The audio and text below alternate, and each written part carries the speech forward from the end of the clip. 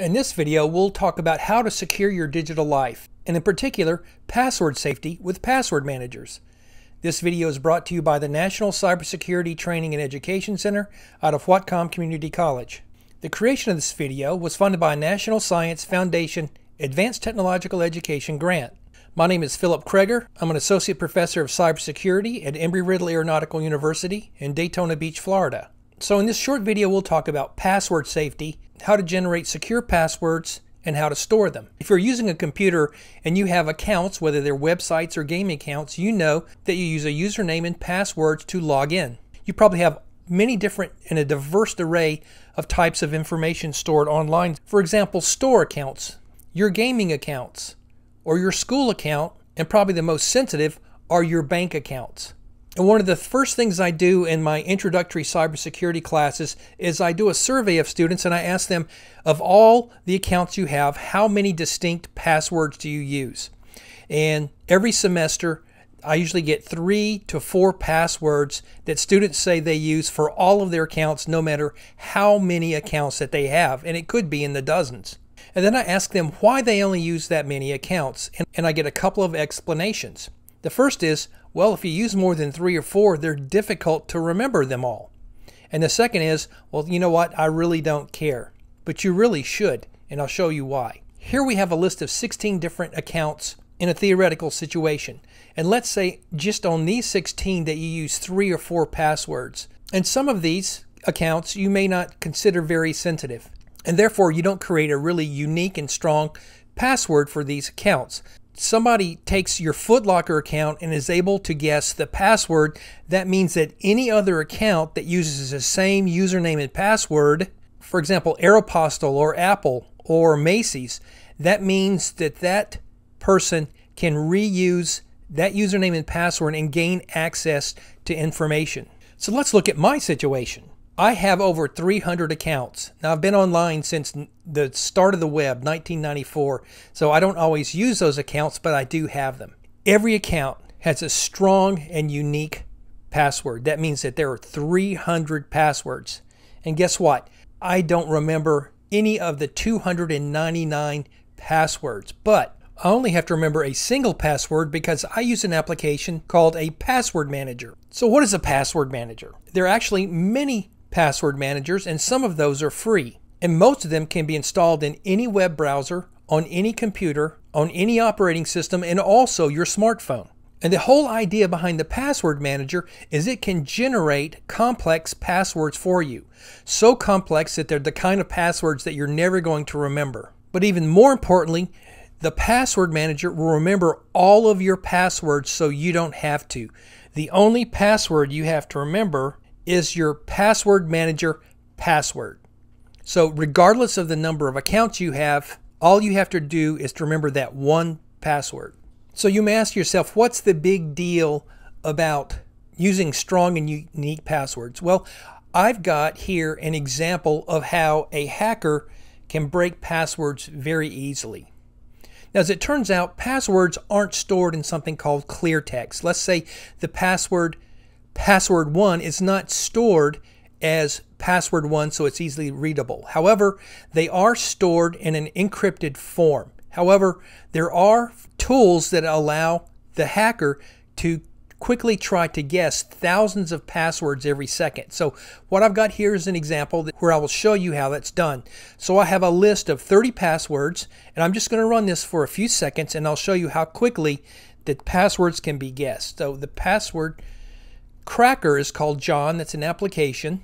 And here's my list of passwords, and let's see how quickly the passwords can be guessed. As we see right here, it's already guessed within a few seconds 5 different passwords. And now it's guessed about 12 more passwords. And this is just in a few seconds.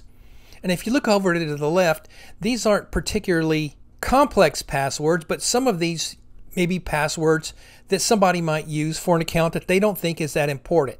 But you can see how easy it is to guess passwords if you know what you're doing. So this is the password manager I use, and it's called LastPass. And there's a free version, there's also a paid version, but the free version allows you to install it on any computer and any operating system. And once you do that, it will store your passwords once you create an account on a website. Notice down here, it shows that I'm able to generate a secure password, and this is where it does it. So you can select whether you want uppercase, lowercase, numbers, or symbols.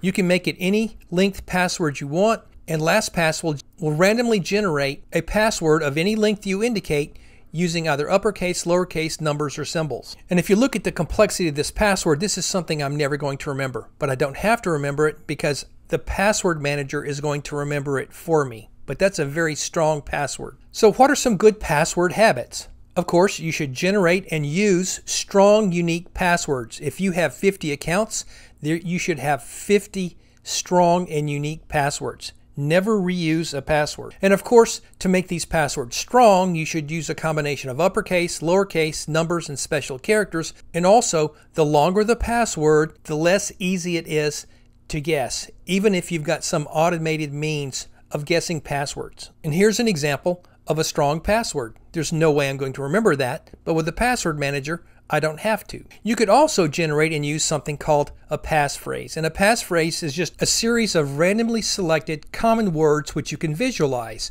And this is a great cartoon that's been around for a while. If you look up at the upper left-hand corner, it shows you what would be the prototypical strong password that is very long and has a mix of uppercase, lowercase, numbers, and special characters. And then it goes into some math here in the middle. It shows how difficult this would be to guess given some sort of automated means.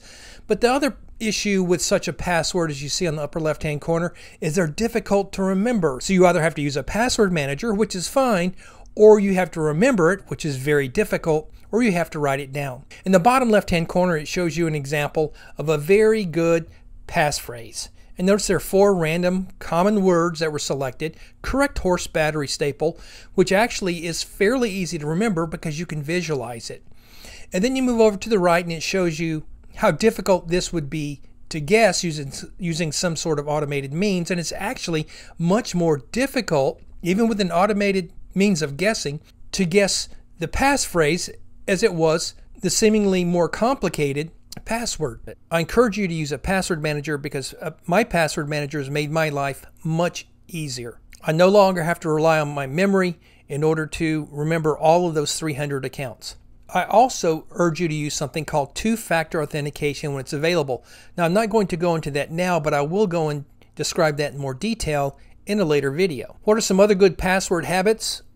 These are the minimums. First, don't share passwords with others because you never know once you give that password to somebody whether they're going to share that with somebody else. Also, don't write them down. I do know some people that write down their passwords, and there's still an issue with that because while you can create strong passwords and then remember them by writing them down, if somebody gets access to where you've written those passwords down, you're giving access to your accounts to others. And also, if you lose it, then you're going to have to go in and use the lost password function in the account to recreate a new password for that account, which could be a big issue if you have a significant number of accounts. This video was brought to you by the National Cybersecurity Training and Education Center out of Whatcom Community College.